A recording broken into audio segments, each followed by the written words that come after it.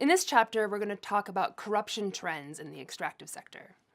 The extractive sector is famously prone to corruption. Resource-rich countries, on average, score far worse than their non-resource-rich peers on measures of corruption. Last year, a full 30% of the known bribery cases under investigation by the US government were in the oil or mining sector. In a recent report, the OECD examined 427 bribery cases, and 19% took place in the extractive sector, the largest share from any industry. And from Brazil to Nigeria, extractive sector corruption cases have made headlines and changed the course of entire nations. We at NRGI have examined nearly 100 case studies to better understand how extractive sector corruption actually works. Today, I'll share a few of the trends that we observed, addressing where corruption is seen along the decision chain, the forms that corruption takes, and some possible remedies. I also recommend that you look at a publication of ours called 12 Red Flags: Corruption Risks in the Award of Extractive Sector Licenses and Contracts. It tackles this subject in more detail. Corruption occurs all across the extractive sector decision chain. Some areas, however, appear to be particularly susceptible. The allocation of valuable licenses and contracts has attracted corruption in many countries, as companies seek to win favor with government officials, or officials try to steer lucrative deals towards their political allies. This includes the award of exploration and production licenses, but it doesn't stop there. Many corruption cases occur in subcontracting, where oil and mining companies procure the goods and services they need to operate the oil field or the mine. One big example is the car wash scandal from Brazil. The Brazilian National Oil Company awarded inflated construction contracts to a few selected construction companies. These companies then skimmed off some of the funds, laundered the money, and used it to pay off various political bigwigs and National Oil Company executives. Police stumbled on the case when investigating some money laundering through an actual car wash, hence the scandal's name. Along with subcontracting like that, oil trading is another place where political elites often go to siphon off money from the sector. State-owned companies can become hotbeds for corruption because they handle highly valuable transactions, they're easily politicized, and they sit outside of many of the government's formal oversight systems. The national oil companies in Brazil, Nigeria, Angola, Algeria, Congo-Brazzaville, and many other countries have all struggled with corruption. Elsewhere in the decision chain, corruption in regulation also appears often and is difficult to detect.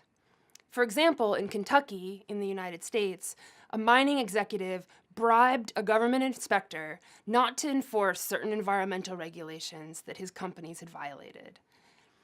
Many resource-rich countries also experience high levels of corruption in how the governments spend their oil and mining revenues. For instance, a number of investigations have found that well-connected Russian businesses won inflated construction contracts in the run-up to the 2014 Sochi Winter Olympics, overspending that the government could easily afford given that oil prices topped $100 per barrel at the time. Along with these observations about where corruption is on the decision chain, we also noticed some trends about common types of corruption.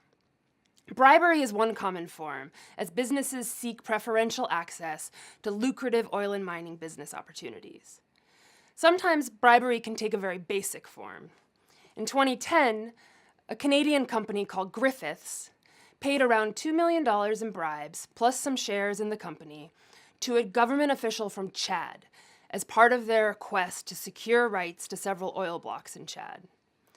Griffiths transferred the funds to a company set up in the name of the government official's wife.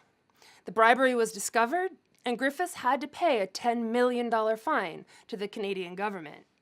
But the company went on to sell their oil blocks in Chad for $1.2 billion a few years later, so the bribe still certainly paid off. More often, bribery occurs through fixers and middlemen, which makes it more complicated to uncover. There are many problematic cases of companies employing fixers to engage in suspicious behavior. Here's just one. Gunvor is a major oil trading company based in Switzerland.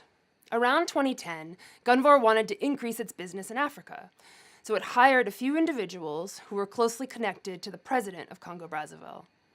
Gunvor paid these individuals $30 million to open doors and provide access to top officials. Soon after, the company received big new oil trading deals in Congo. Now, we don't know whether the $30 million eventually ended up in the pockets of Congolese government officials, but the Swiss government has opened an investigation into this matter. Many other cases of corruption stem from the efforts of government officials to participate in and profit from the extractive sector. In Angola, a number of recent investigations reveal how government officials and political elites control companies that are active in the oil sector. International companies then do business with these politically connected entities and sometimes get in trouble for it. One NGO report uncovered how the Swiss oil trader Trafigura held extensive joint business interests with a top Angolan official. In another case, the Angolan government directed an American oil company called Cobalt to partner with a few unknown local companies, one of which turned out to be owned by several sitting government officials. Angola's far from alone here. In Azerbaijan, investigative journalists uncovered that the government awarded a large gold mining license to a consortium that included a company owned by the president's daughters. These cases, and many others, demonstrate the importance of beneficial ownership disclosure, which reveals who really owns the companies that participate in the extractive sector. This kind of disclosure is spreading in the Extractive Industries Transparency Initiative, the European Union, and other venues. Beneficial ownership disclosure can help the public know whether politicians and their associates are participating in the sector in ways that create damaging conflicts of interest. But beneficial ownership disclosure won't help in all cases. Our research revealed many cases where political elites use proxies so that they don't have to formally touch either the business or the money that it makes. In such cases, the political leader often decides which company should get a lucrative deal, and then they can tell that company and its bosses how to use their money when it's needed. This is much safer for the public official than actually owning the company themselves. In Nigeria, for example, the former petroleum minister, Dizani Alison Madueke, awarded several huge oil deals to companies headed by her loyal henchmen. These individuals went on to make billions of dollars, some of which they would then use to help the minister out, buying her expensive properties and furniture, and doing her political dirty work as well. We see similar trends in the Democratic Republic of Congo and in several post-Soviet countries where politically loyal executives win big from the extractive sector thanks to their closeness to the president. In many countries, this kind of behavior is perfectly legal, and this speaks to another trend that we observed. Extractive sector corruption takes both legal and illegal forms. Especially in kleptocracies, where corruption takes on truly systemic proportions, the political elites can manipulate the oil sector without fearing any repercussions from law enforcement. After all, they're the ones who write the rules of the game, so they don't have to worry about breaking them. We also observed that none of the major corruption cases we examined would have been possible without the help of various international enablers. There are several categories of enablers. International oil and mining companies often sit at the margins of corrupt deals, making the sector work despite its criminal components. Lawyers and accountants help corrupt actors to structure their deals and launder their funds. The Panama Papers leak revealed the extensive global network of shell companies and bank accounts that corrupt actors can use to launder their ill-gotten wealth. These are often based in jurisdictions which deliberately make it easy to set up companies in secret, including places like the Cayman Islands or some US states like Delaware and Nevada.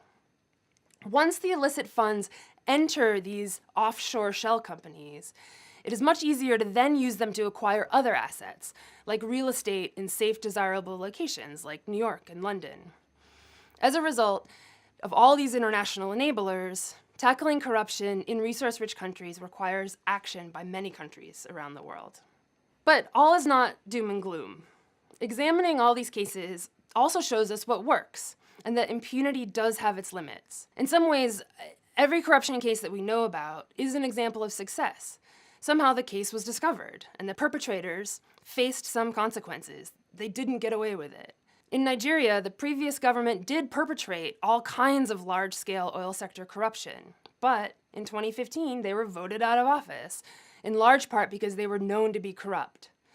In Brazil, the police and the judicial system have investigated and prosecuted some of the country's most powerful politicians and business executives who were involved in that huge car wash scheme.